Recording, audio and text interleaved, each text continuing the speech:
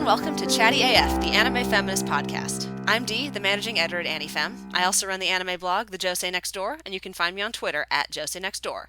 And today I'm joined by fellow AniFem staffers, Vrai and Caitlin. Hey, I'm Frau Kaiser. I'm an editor and contributor at Anime Feminist. You can find all the places I freelance by going to my Twitter at WriterVry and checking my pinned thread, or you can find the other podcast I co-host at TrashPod. Hi, I'm Caitlin. I'm a writer and editor for AniFem, as well as running my own blog. I have a heroin problem, a heroin with an E, and I am the anime expert for The Daily Dot. And you can find me on Twitter at altsoon_no-dere. And today we're doing something we have never done before, a manga variety hour! Actually, we've never done a podcast about a manga series, period, so this is a brave new world, and we have no idea what we're doing. Hooray! Hopefully it turns out okay, and we can do more of these going forward. So, listeners, please do let us know your thoughts in the AniFem comments. Yeah, a lot of people asked for, recommendation podcasts, so we're giving it a whirl. Yeah, it'll run a little bit like our season recommendation podcast, but also not like that at all, so it should be great. Okay, with Halloween right around the corner, and with us all being total suckers for paranormal nonsense, we've opted to kick things off by doing the Manga Monster Mash. We'll be discussing, pitching, and griping about a grab bag of creature features. With any luck, it will be a graveyard smash. Also, fair warning, I have named each segment, and all the names are terrible, and most of them have cheesy introductions. Y'all are welcome. So, let's kick things off with our first segment. This one's for you folks at home who zone out after 10 minutes of listening to a podcast. It's coming in hot, so get ready for our fast pitch. So our fast pitch for our Monster Mash is The Promised Neverland. It is written by Kaiju Shirai, the art is by Posca Demizu, and it is published in English by Viz Media. I feel like this series is pretty well known at this point, but do either of you want to do a quick summary of it? Or do you want me to do that? It's so hard because, this is one of those that has, a big twist in the first chapter. And, discovering that twist by accident was kind of fun, honestly. It was, that is true. It's true, but at the same time, we can't... It's about a bunch of orphans living living in a community together with a mother, and they discover things are not what they seem. We firmly believe The Promised Neverland deserves its own podcast. I think about half our team is reading it, and if not more, and we're all very into it. But with the anime coming up and the manga supposedly entering its final arc, we sort of thought it would be best to wait and give it a proper discussion. But we thought, since we're doing a big podcast on monster series, that hitting up The Promised Neverland, you kind of had to, right? We just kind of had to recommend this one for this podcast. So I love it. Are y'all about in agreement with me on that one? Yeah. Shonen manga are usually super not my bag, but this one is unique enough and also deliberately paced enough. It has a beginning, middle, and end. It's going to end at a reasonable time. I'm about that. It is. It's very exciting. It also has a female protagonist, which is relatively rare in shonen and almost unheard of in Weekly Shonen Jump. So that's also very exciting. She's great, by the way, Emma. I love her. Without getting too deep into it, again, for folks who are kind of wanting to discover it themselves, it does definitely deal with some issues involving gendered expectations for the characters and social critiques, and it's a very sophisticated, excellently paced, plotted story. I wrote an article about it for those who have read it, or for those who really don't mind being spoiled, on the site called Emma's Choice, so you can check that out, and we'll link to it in the podcast notes as well. Anything else we want to say about our fast pitch, or should we move on? Read it. You'll like it, I'm pretty sure. It does have some horror and gore elements, so if that's not your bag, obviously that'll probably be a deal breaker, but otherwise it's really great. And it's pretty, it's relatively mild. I'm not a big horror person, and I'm definitely not a gore person, but I've never really minded anything I've come across in The Promised Neverland. That's true. It is relatively restrained. There's still some disturbing imagery, but I wouldn't say it's heavy on the gore necessarily. So now, of course, there are a lot of manga out there. We don't all have time to read the same things. So for this next segment, one of us will be giving the other two our very best sales pitch on why a particular title is worth precious minutes and hard-earned monies. Vrai, why don't you hit me with your best self? Fire away! I'm a good how can I singer. say no to that? Oh, an Anifam all karaoke episode. Just an episode of us all singing.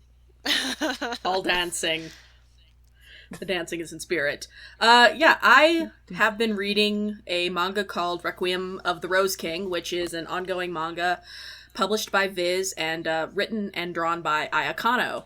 I don't know if I'm recommending it or if I'm just vaguely noodling about it. I actually think I'm pretty sure I'm not recommending it, but I also can't stop reading it. You're not hitting me with your best self. No, Vrai. I'm not. I can't. That's why this was a working title. Continue. It was pitched to me as the lulzy Shakespeare manga, which is not untrue. It is a gothic manga reinterpretation of Richard III with a lot of Shakespeare's other history plays sprinkled in. And when I say interpretation, I mean that in the loosest sense possible. The biggest change probably is that, you may know that Richard III, as written by Shakespeare, became this one of literature's great villains because, he was writing a play and his benefactors were the royal family that kind of overthrew Richard Plantagenet, so it kind of behooved him to exaggerate a little bit. He had a hump and a shriveled arm, and most of that probably wasn't true. But for the manga decided, no, manga is only for pretty people. So it made the decision that Richard's cursed thing that marks him out as a horrible demon from infanthood is the fact that he is intersex, which is a decision. It is a decision. Ooh, no. Yeah. You know what, Vrai? You know why I thought this was going to be a pitch segment? I got this confused with Bloody Mary, which I knew you did really like. Oh no, I do really like Bloody Mary. Do we want to start over? If you want to keep talking to us about your obsession with Requiem for the Rose King, you are welcome to do so. I just got the monster series confused. I'm legit I actually do want to talk about Bloody Mary though. I like that series. Amazing. Yes, so I read Bloody Mary, which is a 10-volume series published by Viz and written and drawn by Akaza Samamiya. It is a vampire manga, and it is very silly. I think it's qualified as shoujo rather than BL because it's quite obviously a romance, but the characters never smooch. It is released under the Shoujo Beat label, so. Mm-hmm. Yeah. So basically, so someone somewhere decided it was a shoujo. Yeah. Yeah. So basically, there is a vampire named Mary. Don't think about it too hard. He wants to die and he can't. Basically, many comedy shenanigans, and he comes seeking out this priest named Maria, who supposedly has the ability to exorcise vampires. And he's like, "All right, great, I found you. Please kill me." And Maria is not about it, partially because he's lost his powers. He's supposed to have these great world-shattering powers, but they've been locked away for plot reasons. And so he says, "All right, I can't do this, but if you stick around with me and help and act as my bodyguard, then eventually when I figure this out, I'll kill you." And he's like, and so the two of them are kind of on this mystery tour to figure out why Mary wants to die and why he can't remember his past, and what happened to Maria that is the reason he bears these exorcism powers, but also is incapable of using them. And it is silly gothic shenanigans of nonsense. It is on the one hand this totally melodramatic thing where that swings between comedy suicide attempts and also these very serious speeches about wanting to die and how living forever is awful and it's so sad and tragic, and they're beautiful vampire people who are wearing exquisitely drawn outfits, and then it'll naturally, of course, what else would vampires be wearing? Of course, and it's good and I'm about it, but also it's kind of adorably sincere. The Mary and Maria have like a really genuinely cute bond that I got really invested in. I really wanted to see them learn to communicate with each other. And you guys, what if he learns he maybe doesn't want to die after all? Gasp! I never would see that plot twist coming. Like, it's totally melodrama popcorn, but also, you know, it is a love story. It's about these characters learning that they need each other and they want to be together forever. There's no sexual assault in it. There is... Hooray! I know! The bar is so low! They have a fun dynamic. The art is pretty and very lush in that goth shoujo way. And yeah, it's 10 volumes long, it's completed, and it's been totally released in English, so you can read the whole thing and have done. I don't know why we're getting an anime of 10 count instead of this. I'm so mad. There's so many things we could be getting an anime of instead of 10 count. Yeah. This is definitely on the list. So yeah, this sounds like I'm going to refer to it as a BL even if it isn't technically in the genre, because it sounds like it kind of falls into that category a little bit in terms of being a queer love story. So it sounds like a fun little BL. I am kind of a sucker for paranormal stories. So yeah, now I'm sad my library doesn't have that one. I had to get it through Interlibrary alone. It was good. It was a good choice. Yeah, it's a bit of a deep cut. It's one I vaguely remember coming out when I was working at a bookstore, and I just never quite got around to giving it a try. So yeah, I feel like the releases have been drip fed for a long time. Like the last volume just came out in the last couple months. Mm-hmm. Yeah, I think they were releasing it like as it was coming out in Japan. I'm guessing. Don't quote me on that, folks. I am not looking at the Wikipedia page as I say those words. But no, yeah, because I read it because, well, it's vampires. I guess I gotta, and I wound up being really pleasantly surprised. It was a good pick. That's great. I will have to see if I can snag that one at some point and give it a read, because I'm always trying to get more into especially like BL titles, and I just have a tough time because of the assault issue that you mentioned earlier. Yeah, so much of the popular stuff is that does crop up in a lot of the popular series that have made it into English. Yeah, not to say that it's in like even the majority of BL titles. It probably isn't. It just seems to be in a lot of the stuff that's in English, so it's tougher to track things down. And the stuff that gets adapted to anime. God, yes, especially the stuff that gets adapted to anime. Overwhelmingly so, which is irritating. We'll always have Jackass.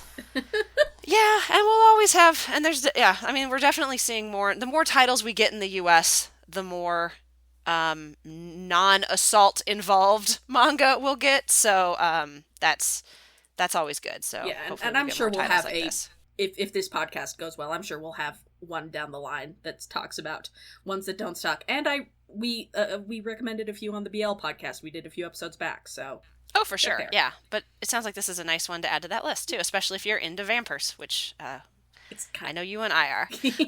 Yes. So yeah. All right. Anything else you'd like to say about Bloody Mary Vrai to get us to check this one out? No. I think you sold that pretty well. Hey, Caitlin. Yeah. This dance floor is lonely. Take my hand, won't you? Because, you see, it may only take one to read a comic, but it takes two to mango. Oh, God. D. I'm so tired. I'm on so many cold meds. So many cold meds. Yes, two to mango, where a pair of your hosts share their thoughts on a manga they've both been reading. And I hope you guys brought some margaritas, because I'm bringing the salt on this one. It is The Ancient Magus' Bride by Kore Yamazaki, published in English by Seven Seas. Quick summary for those who don't know, we've talked about this in our anime recommendations podcast, but if you're coming in for the manga version, it is the story of Chise, a girl known as a sleigh beggy who can see the fae and work magic. After a traumatic childhood of being tossed between different relatives, she offers to sell herself in an otherworldly auction. She is bought there by Elias, an inhuman mage who offers to become her magic teacher and also intends to make her his bride. The two begin a complicated relationship as Chise works towards understanding her powers, gaining confidence, and self-realization. Talking about this one without spoiling it is going to be difficult, but Caitlin, you, I think, weren't actually on any of our podcasts where we talked about The Ancient Magus' Bride, the anime version. I don't think so.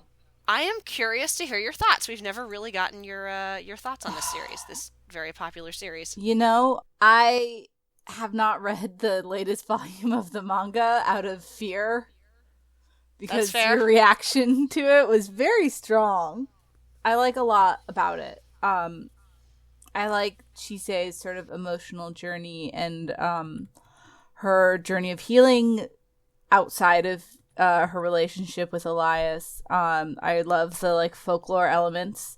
Folklore being incorporated into popular culture is always so fun. And it makes me feel a little bit like this is such a cheesy thing to say, but like my grandmother is English, and so like there was always like a lot of like, you know, English like children's literature and stuff. I read a lot of Beatrix Potter as a kid. And so that was sort of, it's not like she was like putting out milk for the fairies or anything like that. Mm-hmm. But you know, it's sort of brings to mind like some of my more immediate background and sort of elements of like my grandmother's life that I may never really have been aware of. So that's always kind of cool, like something that takes place in like the English countryside as opposed to like your BBC dramas all set in London and stuff like that, and the folklore. But man, yeah, no, that it's a tough one. It's a tough one to get past. Yeah, so did you watch the anime all the way through? I did not. Okay, so I couldn't even like, because the way the anime ends is basically, the manga hadn't gotten to that point yet, and then we got to that point, and it was basically the same. And I have rage quit this series, dear listeners. And I for some reason had thought you had read the most recent volume. I'm sorry I scared you away from it. I have it. Okay. I have it, but I haven't read it yet. Because I'm just like, I don't want to be mad about it. Yeah, and I know Peter's keeping up with this one as well, and he sadly couldn't join us for this podcast. But I know his thoughts, and I know the thoughts on some other folks who have watched the anime or read the manga are a lot more charitable than mine. I felt like the more recent events undid a lot of the character development and direction the story seemed to be taking Chise in a way that really didn't sit well with me. And they could be playing a long game, and maybe they will eventually address it. But at this point, I've kind of lost faith in the story, which sucks. It's rare for me to feel betrayed by a story, and I felt kind of betrayed by the story, and B, I felt like I kind of betrayed our readers because I was really big on this one when the first episode came out of the anime, and I was like, well, shit. So we couldn't have known. There, I think. No. And again, like we have a very good article on our site by Lindsay Leveridge talking about how the show discusses depression and trauma, and she said in her piece that like even though the ending did backtrack in a lot of ways, she didn't feel like it took away from what the story had done before. So not everyone is going to feel the way I feel about it, but I am salty and annoyed, and I hope I'm wrong and it continues to like develop in the direction it seemed like it was going to develop, but they made they created a big chasm and then like tried to paper a bridge over it, and it did not work for me at all. Yeah, like what I know about Frau Faust, which is by the same writer. From what I know about it, it's not super surprising because I think the things that we thought it was that the Ancient Magus' bride was interrogating was actually playing straight. That's my feeling on it. Well, that is extra concerning for the next segment we're moving into, which I had called, which we have, I say we, I'm sorry guys, I shouldn't be implicating don't put this on us. These crimes. The next segment is called One for Your Money, and it's where we'll talk about a volume 1 we recently read and what we thought and if we'll keep up with it. So this is not a guarantee that the series is going to hold up, but it is here's one volume of a thing and here's what we think. And I thought it would be thematically appropriate to jump from one Kore Yamazaki monster series to another one. So I had picked up the first few volumes of Frau Faust in a Kodansha digital sale a while back, sat on them, and then was like, hey, as long as we're doing this podcast, I might as well read the first volume. So I did. So yeah, I checked that out, hoping it would give me the stuff I liked about the Ancient Magus' Bride without the more troubling implications. And as the title suggests, it is a reimagining of the Faust legend. Or should I just say Faust? Is it Faust or Faust? Does anyone know? Most people usually say Faust. Faust. Okay, I thought so, but I was like, I don't want to be like acting extra fancy over here, like, oh, it's Faust when it's not. Um, so yeah, but the manga follows the scholar Joanna, also known as Faust, as she travels in search of the missing pieces of her demon contractor Mephistopheles. In the first chapter, she meets a boy, Marion, who wants an education, but he's too poor to afford one. So he kind of like insists on traveling with Joanna on her journey because she is a very learned scholar, and he wants to keep picking up more information from her as they go. The Inquisition is after her. She's got a homunculus daughter who runs an orphanage. Overall, I thought the first volume was a lot of medieval fantasy fun. So I did enjoy it, and I do kind of plan on keep reading it. I'm a sucker for the setting. It seems like it's playing somewhat fast and loose with the Middle Ages. Like there seems to be relative gender equality as far as the first volume goes. The first volume was very short, by the way. Like the last quarter of it is like a standalone story that has nothing to. It's just like another Yamazaki like one shot that she wrote. So I really got a very limited idea of what the story was going to be about.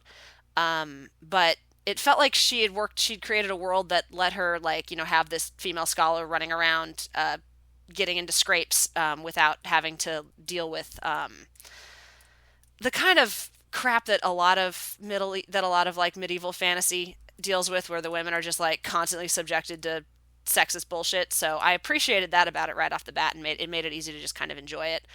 There seems to be kind of a focus on personal freedom and choice. There's like a whole big scene in the last chapter of the first volume that's about that.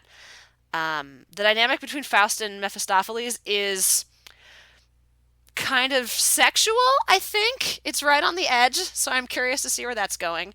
And I think it helps that it's a josei series because since it's targeted at an older audience, I'm a little more willing to go, well, it's, being fun trash if that is the direction it ends up going. And I don't know if that's the direction it will go. I am a little concerned about some of the stuff going on with Faust's gender. In the flashbacks, she appears to not have boobs and be dressed in more masculine presenting clothes. And I don't know how they're going to play that. Might be fine, might be really bad. So I am going to come back to it because I do have the other volumes, but at this point I would maybe tentatively recommend it. I'm afraid to recommend anything anymore. Ancient Magus' Bride did me bad. I once told people to read Killing Stalking because I thought the first season was going to do interesting interrogative things that it was just going to play straight. So, yeah, we've been there. Oops. It happens to everyone. Bats 1,000. Yeah. So that was Frau Faust, but overall, do you guys hear that? What was that? Oh, God. Oh, man. You know what that means? We've got ourselves a licensed rescue 911.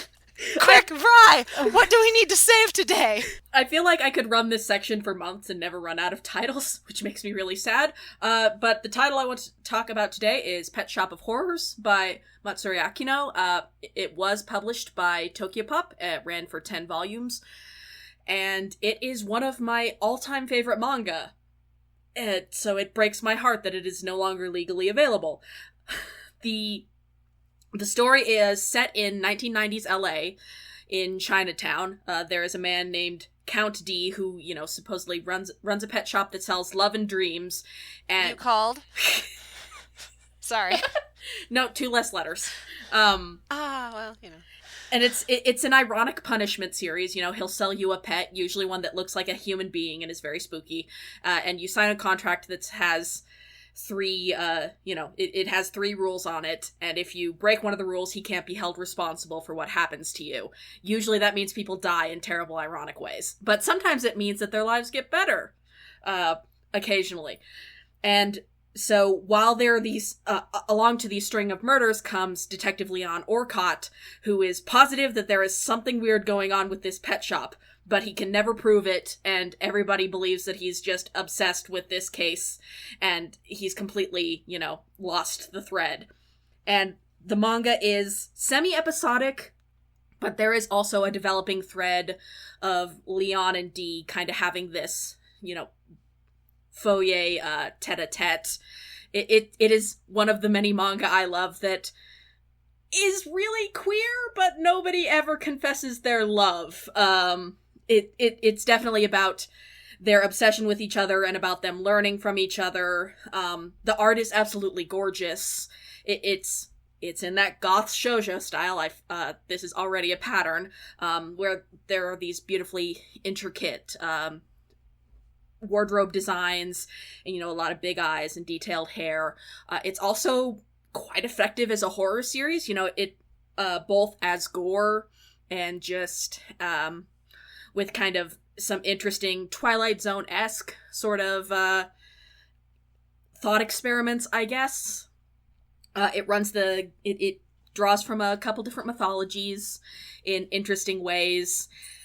I wish that it would get picked back up and get a new translation, because Tokyopop was kind of famous for, let us say, loose translations of manga series, and I've never actually seen side-by-side comparisons of Pet Shop, but it was kind of famously one of the ones that, like, there would be whole scenes where background dialogue would originally be relevant to a scene and get changed to something else, and I'm inclined to believe people, because there are definitely there are definitely plot threads as I read it in English where things don't quite sync up in a way that it feels they're meant to. Lots of dropped threads and plot holes, and I know for certain there was at least one short story that was just like an omake short that was just omitted from the English language release for no discernible reason. Well, I mean, the reason was it was Tokyopop. The reason was it was Tokyopop. Sometimes they did that.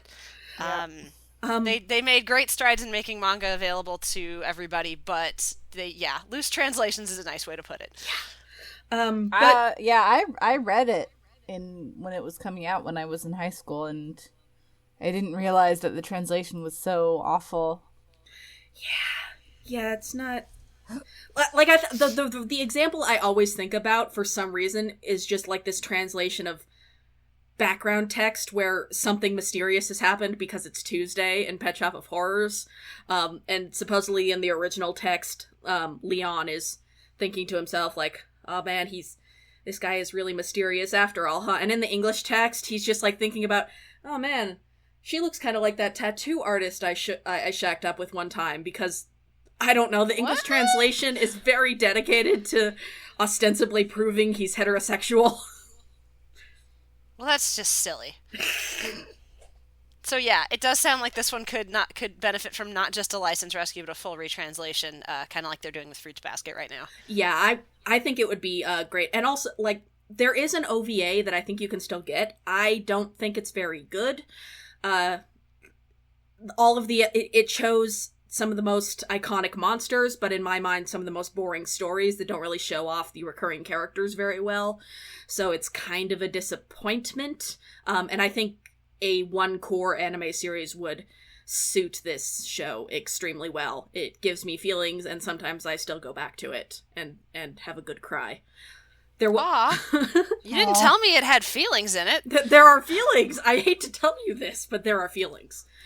No, that actually sells me on it more. I'm real hit or miss on horror genre type stuff, but if I know that it's also got emotional resonance, then sign me up. Yeah, it's the OVA is on High Dive, by the way, in the US anyway. Obviously, I can't guarantee other regions, but I was curious. So yeah, there's a 4-episode OVA on High Dive. Yeah, it's not very good. I'm sad about how not good it is. But yeah, so good series. I miss it. Please, somebody pick it up and retranslate it for me. I think we all get at least one of those, right? Mm-hmm. Now that we're big fancy anime critics, mm-hmm. like we all get one license rescue. I think that's how it works. Phew!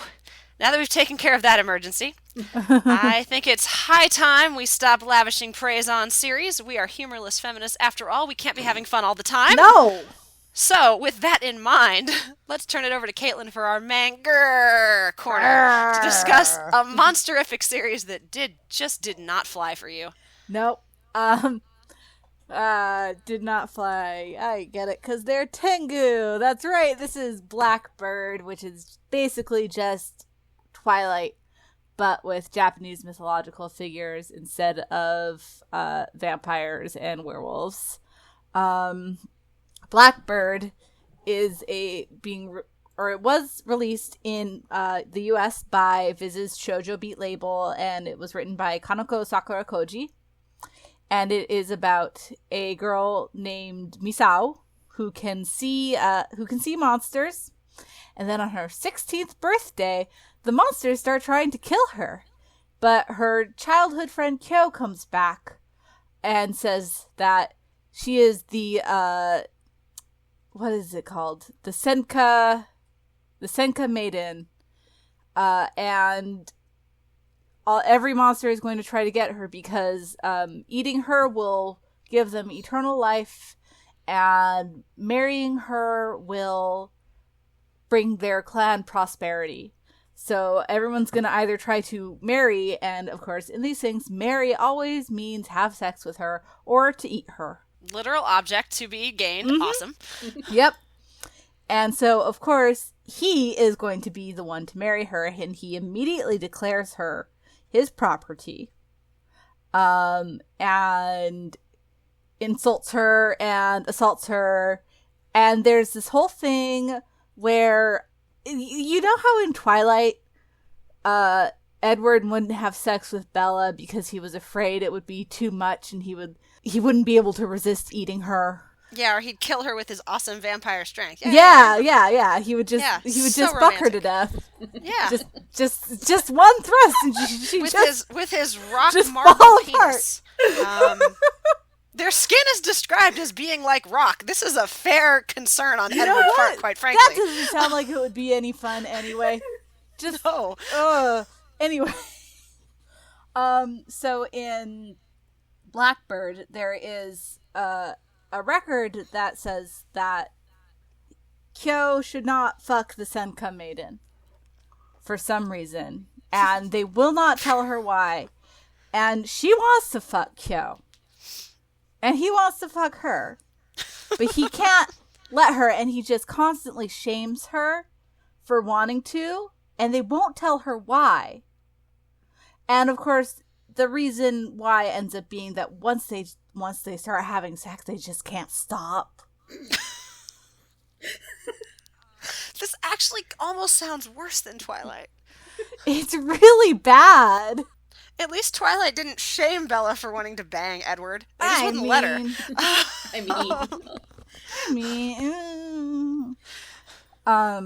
So, yeah, it's Misao is a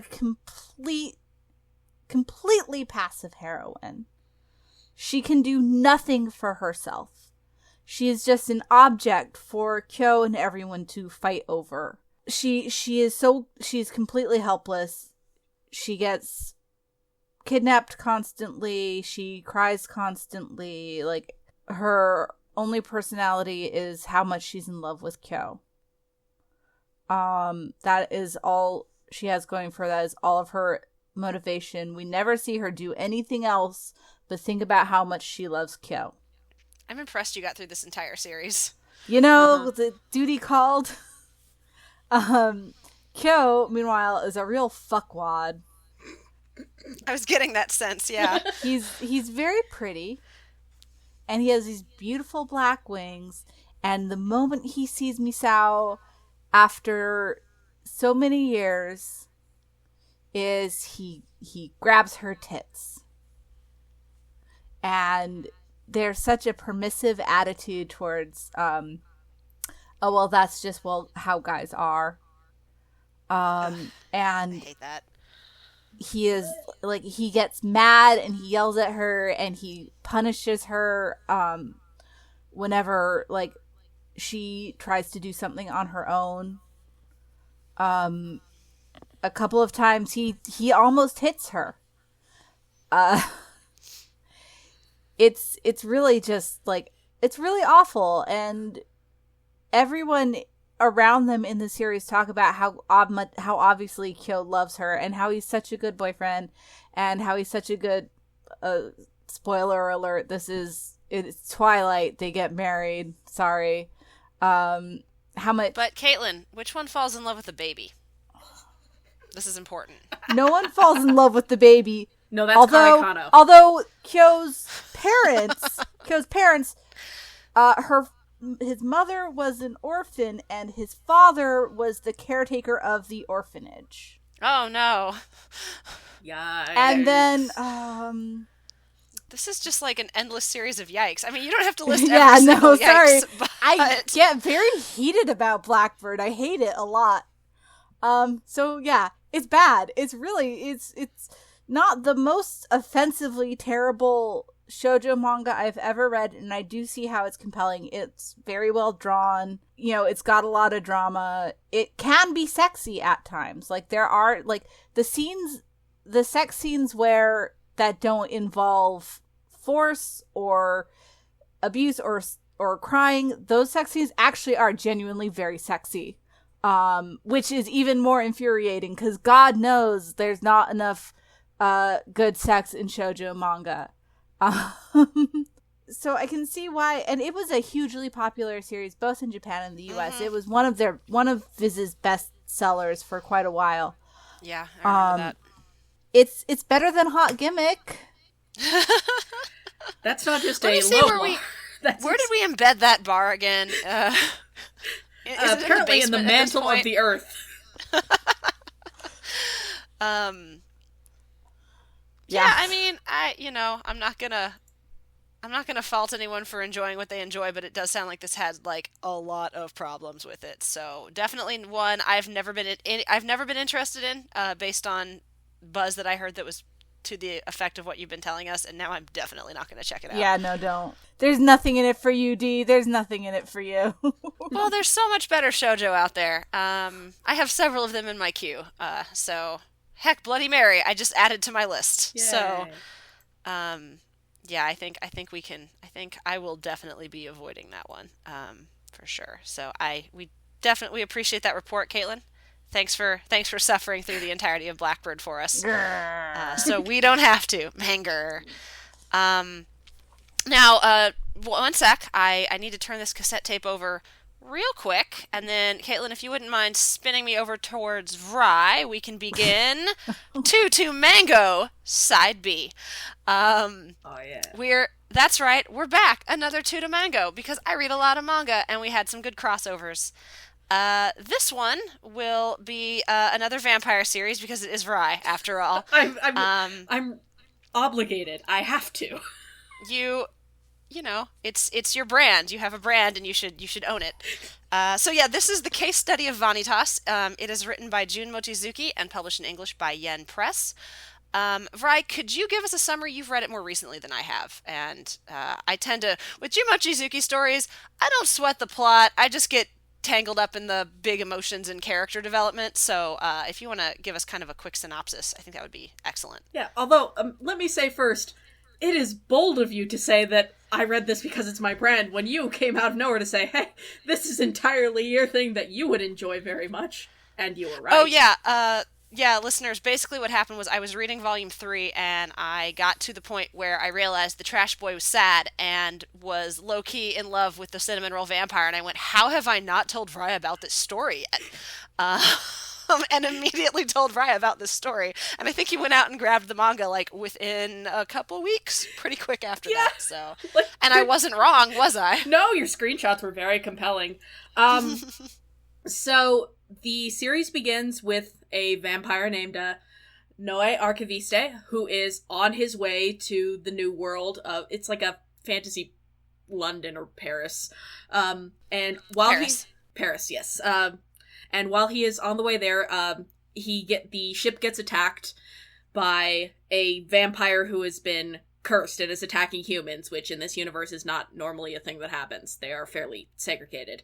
And all of a sudden, this flashy mortal named Vanitas appears, and he says that he is going to cure all vampires. And he opens this magical book, and he is able to, and he cures the young woman. And Noe says, "Oh, hey, that's the book I was looking for. I came here specifically to look for that and learn from it, so I'm gonna follow you and figure out what's going on." And so there is this threat, this ancient vampire who is invading other vampires' dreams and stealing their true name, which causes them to become, shambling sort of eldritch monsters. And so Vanitas and Noe are working together to unravel what the heck is going on with this, while Noah is also, in true sidekick fashion, working to figure out what's going on with this mysterious asshole that he is wound up working with. Their The sad feelings. trash boy. Yes. It is quintessential Jun Mochizuki, so anyone who has read Pandora Hearts, I think you will have a very good time, and enjoyed it, will have a very good time with Case Study of Vanitas. I'm an absolute sucker for these kinds of, like, big, messy, emotional fantasies. So it's one of those series I tend to not think too critically about, which is when we put it on this podcast, I was like, oh no, now I have to think critically about my, like, favorite trash series, basically. But yeah, overall, I think it handles its main characters really well. I think it has some kind of issues with the way it treats its female characters, even though I generally like them. Does that kind of does that make sense? Like they're cool ladies, and I enjoy them. But I think the series doesn't. I think the series has a tendency to either kind of sidelight them, or Vanitas in particular, because he is an asshole. A lot of his most of his assholishness is kind of like enjoyable, like OU. But when he's messing with Jean, it veers into the realm of uncomfortable. Oh, those are my least favorite parts. Yeah, those are not, because it's full on, like, she's the tough warrior lady, but she gets all flustered when he flirts with her or plants one on her. But of course, it's for plot reasons, so it doesn't make him an asshole. Except he's still an asshole. Yeah. Well, and I think the series is usually pretty good about being like, Vanitas kind of sucks. Mm-hmm. Like, people do call him out for things. It's just he doesn't always get called out for the things you want him to get called out for. Yeah. As hard as you want. I'm also, like, I really like Dominique, but I am a little bit wary because she is this fantastic, like, you know, mask presenting lady who comes in and saves the day and is Noah's childhood friend and flirts with all the ladies, and she's a lot of fun. And actually, there was an omake that was her and Jean hanging out, and more of that, please, forever. Good yeah, ship, I good like ship. them together. But also, I have this sneaking suspicion that they're going to push it from she's Noah's childhood friend and he's the only one she's the only one he can drink blood from for plot reasons, to she's secretly pining for him, and I would be extremely not about that. Because then it's like, oh, she flirts with the ladies, but really she has the real feels for this dude. Please don't do that, manga. Yeah, I hope they don't go that direction. If it's anything like Pandora Hearts, there will be a lot of subtext about a lot of different potential ships, and it'll all just stay subtext. You know, if it all stays subtext, it's fine. It's whatever. It does. Boy, it's subtexting hard with Noah and Vanitas, though. Oh yeah, no. I got to the end of that volume 3, and I was like, oh, we might actually be veering a little bit harder into the BL with this series, and I got kind of excited about it. So, yeah, I'm sure. I'm trying to temper my expectations because it runs in a shonen. It runs in one of the Gangan magazines, which tend to be a lot more free and loose with the concept of shonen, and they a lot of their series are more targeted. It's almost like shonen for girls, and I hesitate to use that description because I think there's a lot of blanket terms in there that are problematic just by their usage, but I think you guys probably know what I mean when I say that. It's stories that it's action fantasy type stories that also feature, like a lot of pretty boys having emotions at each other, right. And things like that. So I'm personally very fond of Gangan shonen. But Case Study does run in that magazine, and so I could very easily see it being one of those that continues to ship tease without ever really, like, committing. That doesn't necessarily bother me. As long as it doesn't go like full no homo, I'm perfectly happy with things like staying like subtextual, and ship teasing doesn't bother me at all. But I know some people it really does, so I always kind of try to temper my recommendations with that. Yeah, I it's one of those things, like, if it's across the board where just everything is subtext, male, male, male, female, female, female. If they're all on the same level, it's fine. It's whatever. That's a background. That's not the main focus of the plot, and I respect that. But if it's one of those things where, like, this is subtext, but this gets to be elevated to text, not about that. Yeah. Yeah. Yeah. That's frustrating. I totally get that. I do get, and this series has been, like, started in 2012, right? So it could be running for a while yet. Yeah, it's fairly new.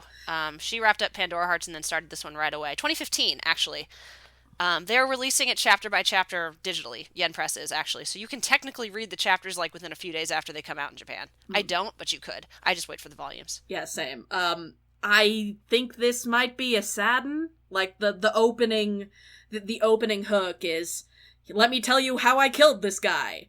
Which they may or may not subvert that, but I'm preparing for it to be a sad full of emotions. I've only read the first couple volumes of Pandora Hearts. I'm sure we'll talk about it more because you love it so much. I love it so much, and like a lot of asterisks on that. Like, it is not a perfect series, but I do adore it. I expect bittersweet is what I will say I expect from Case Study, just based on just my kind of reading of the kind of things Mochizuki does. It will probably break our hearts, but I would say it will probably not be like a hopeless tragedy in the process. So I can live with that. Hanging on to those two things side by side, yeah. Yeah, so I think if you are a fan of, like, gothic fantasy, it's steampunky as hell, and I love it. Mm-hmm. There's this wonderful note in the back of the first volume where Mochizuki sends, like, the initial sketch of one of her airships to her assistants, and it is, like, the most detailed, like, expansive airship you've ever seen, and her assistants all send back, like, LOL, I'm not drawing that, and one of them's like, Miss Mochizuki, you have to understand, there are only 24 hours in a day, humans only have 2 arms. It's one of the funniest things I've ever read, and I was like, anyway, my point being, it's very elaborate and pretty, and I'm sure that her assistants were very tired by the time they were done helping her with it, but her art is beautiful, so yeah, if you're into that sort of style, and again, if it's anything like Pandora Hearts, it will be big, messy, emotional, and if that's your bag, you'll probably have a really good time. It's my favorite trash. I support you in this. Yeah, so that is Case Study of Vanitas. Hey, Caitlin, I'm tired of talking. Now that I've rage-dropped Ancient Magus' Bride, why don't you hit me with your best sell about what I should replace it with? And yes, this is side B again. Well, I do genuinely think that you would really like a series called The Demon Prince of Momochi House, which I'm pretty sure I've recommended to you before. The name definitely sounds familiar. It is a currently running shoujo manga, being released in the US by Viz's Shoujo Beatline, and written and drawn by Aya Shoto. And it is about a girl named Himari Momochi who receives a letter that a house has been willed to her on her 16th birthday. And she has been an orphan. She has never known her family before. And so she goes to the Momochi house, but it is actually on the border between the human world and the spirit world. It is inhabited largely by yokai. And there is one human currently living in Momochi house who is named Aoi. And Aoi is the Omamori, the protector of Momochi house. And he, in order to protect it, he transforms into the Nue, which is a creature in Japanese mythology that's very powerful. So it is described as having the face of a monkey, the legs of a tiger, the body of a tanuki, the front half of a snake for a tail. I just Googled it. I'm looking at pictures. They are complicated creatures. Yes. But in this case, the Nue is a beautiful, silver-haired, pretty boy. Naturally. Of course. And it is a very sort of sweet supernatural romance series. Aoi is a very, very sweet boy. Himari is sort of in a tricky situation where she is walked into this world that she knows nothing about. Whoever sent her the letter about Momochi House probably does not have her best interests at heart, because it is a dangerous place. It is full of yokai, and most yokai do not have good intentions towards humanity. They're kind of creatures of chaos. Mm-hmm. They are chaotic neutral. Largely. Sometimes chaotic evil. No, that tracks, yeah. Usually, I would say chaotic neutral is overall. Yeah, most yeah. are chaotic neutral. Some are a little bit more malicious, but anyway. And some are a little bit more benign. She is trying to figure out the mystery of Momochi House, because Aoi is sort of trapped there as the Omamori, and it's things are sort of happening. He's completely been forgotten in the real world. It's all a very mysterious sort of situation, but it is beautifully drawn. Just absolutely gorgeous art. They are all so pretty, all so beautiful. Boys and girls alike, but mostly boys. Like, it's not a shoujo. It's not a reverse harem, because like there's no romantic tension between her and any of the other characters. It's just, it is her and Aoi from pretty much clearly from the start. And Aoi's a very good boy. You did mention that. He's you know, he hasn't been around humans since he was 10 years old. He doesn't really understand things, but he tries. And he's not like cruel or rude or mean to Himari when she doesn't really understand Momochi House. He's just like, no, this is not how that works. How about you not do that, and I'll take care of that as the Nue. And he really How's does. Himari? Huh? Sorry, I didn't mean to interrupt. How's Himari as a character? She's good. She's kind of Fairly active protagonist? She is. She tries. So her main thing is that she wants to unlock the mystery of the Momochi House, but she's kind of in over her head because there's a lot of very powerful forces at play. It is not totally episodic, but like that plot is sort of background radiation for a lot of the time, and then she'll end up stumbling on something that is dangerous, and so that'll sort of set up the plot for the next few chapters. It's largely episodic. Okay. But it's never like, oh, this stupid girl is trying to do something that she doesn't understand. She's putting herself in danger. It's more like she's trying to do this thing, and it's so difficult, but she's still going for it because she cares so much about Aoi, and she really wants to help him because he is not going down a good path as the Omamori. It's not something that is safe or healthy for humans to be. So that's sort of how it goes. It's definitely more of a sort of a mutual assistance rather than him rescuing her or her rescuing him. So it's nice most of the time. The Nue is sort of the Nue as an aspect of Aoi. Are they separate beings? Are they the same? Like, and it's interesting because Aoi is safe. He's cute and he's sweet, and he likes her a lot, but you know, he's still very like innocent.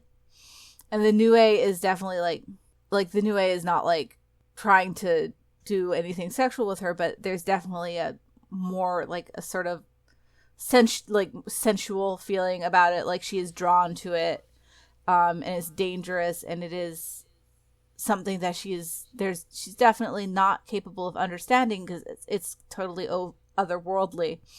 So it's a sort of an interesting dichotomy between the like safe and comfortable and like sort of the attraction of the kind of sexy dangerous. Yeah, it's just been a very interesting read.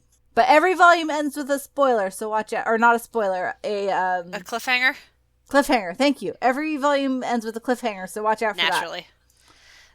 Just real quick before we move on, are there any other female characters, or is it mostly dude yokai who show up in the story? that. It's mostly dude yokai. Okay, I was just wondering. Yeah. There's Wait. not. They're all pretty boys. I do have to say one more thing before we move on to the last thing, because I forgot about Vanitas.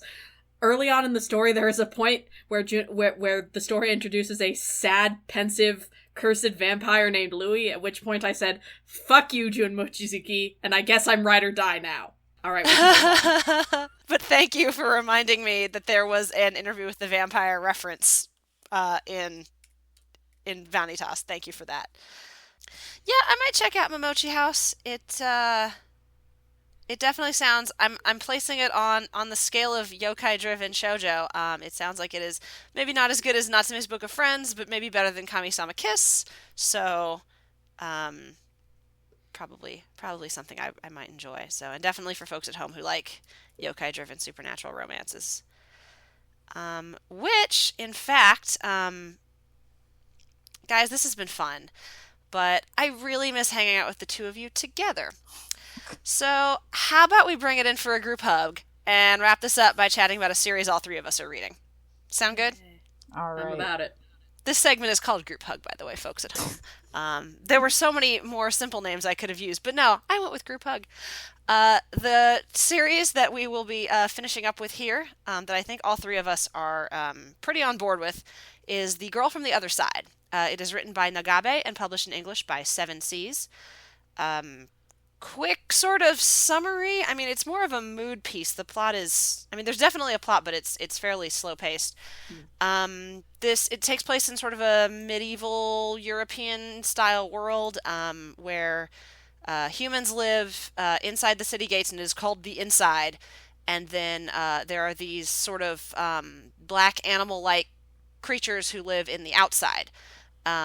And the story takes place in kind of a middle ground. It's a recently abandoned village where there is one of the creatures who just is called Teacher, who is taking care of a little, probably like 5-6-year-old girl. Seems right. Yeah.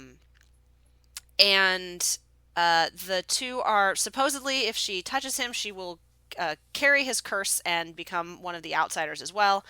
But the two of them have this very sweet, sort of trusting relationship as they kind of try to unravel the mystery of this world and sort of stay safe from the humans who think she's cursed and who think he's cursed and are just kind of trying to live on their own in this village together. Did that do the story justice? Yeah, Yeah. You mentioned with Frau Faust that you picked it up hoping for like a ancient Magus bride without some of the baggage of that series, and I kind of feel like that's what this is. You know, I'm somebody who liked the Magus Bride OVA, but couldn't get into the series for reasons.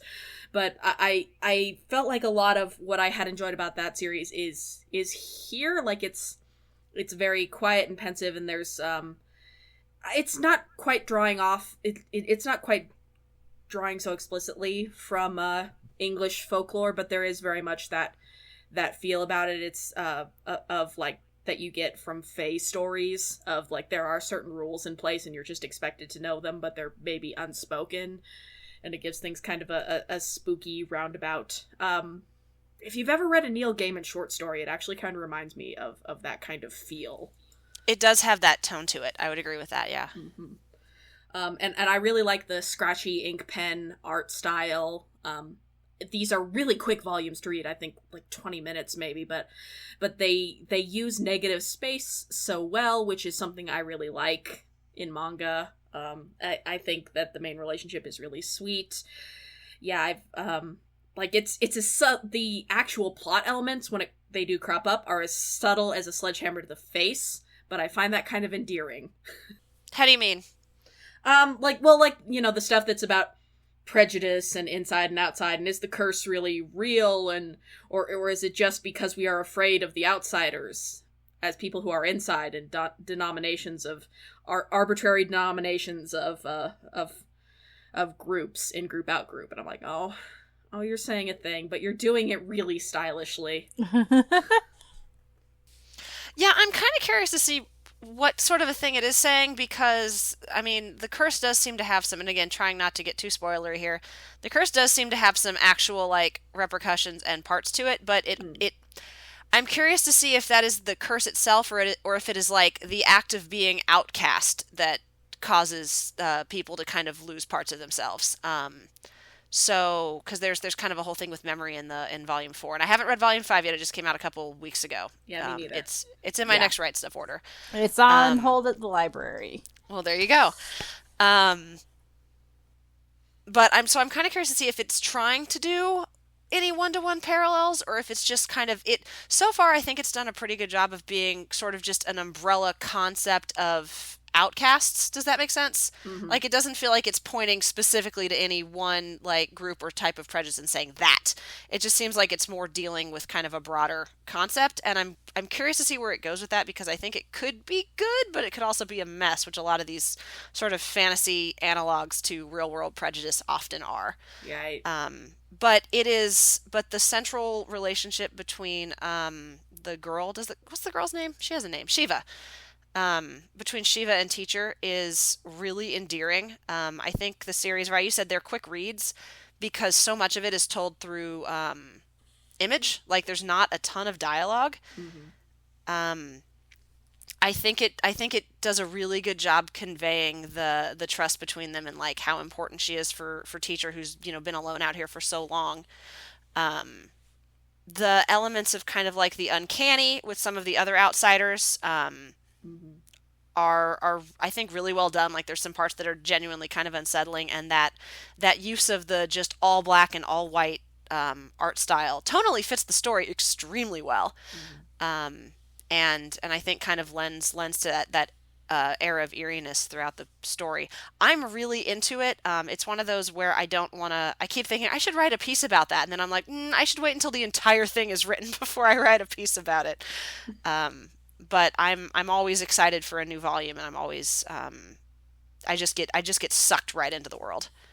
It is generally, like, I wouldn't call it a horror series, but it does do the eerie quite well. Yeah, it's more like a creepy. It's kind of like a gothic ghost story. Mm-hmm. Yeah, I think that's a good way to put it.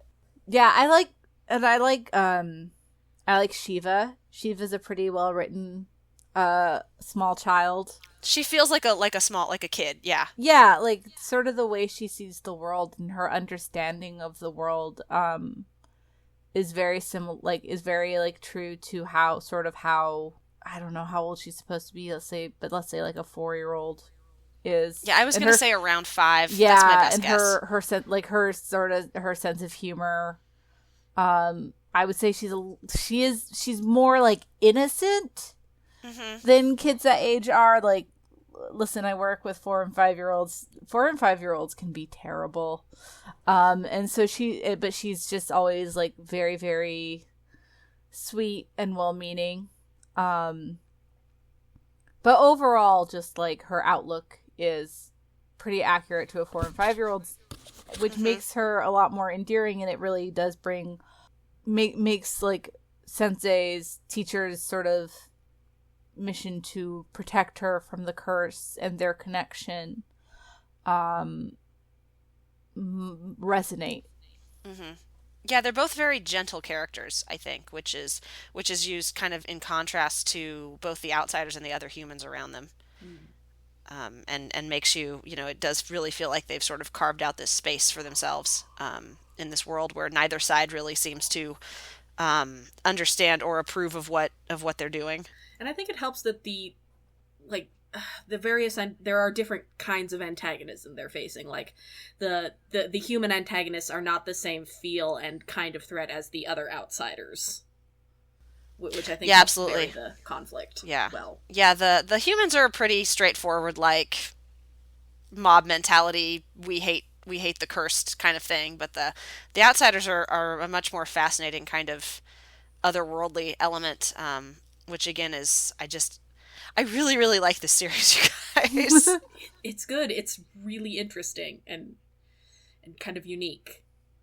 Yeah, and again, it's one of those that anytime I pop open a volume, I pretty much have to read the whole thing in one sitting, because I just get completely pulled into the tone and story, and it's one of the most I think it's a very complete series as far as like art, story, dialogue, everything just kind of coming together to form this very particular type of story that the author wanted to tell.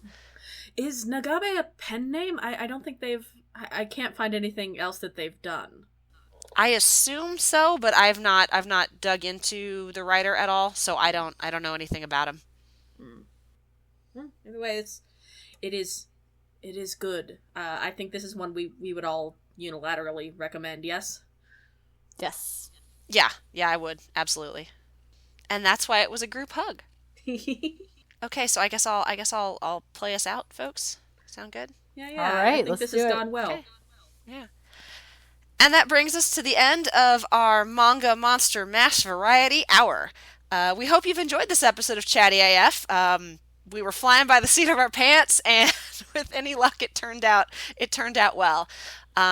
If you did like what you heard, tell your friends. And if you really like what you heard, we'd love it if you'd head over to www.patreon.com/animefeminist and become a patron for at least $1 a month. Your support really does go a long way towards making Anime Feminist happen, both in print and in your earbuds. If you're interested in more from the team and our contributors, please check us out at www.animefeminist.com, on Facebook at AnimeFem, on Tumblr at AnimeFeminist, and on Twitter at AnimeFeminist. And that's our show. Thanks for listening, AniFam, and we will catch you next week.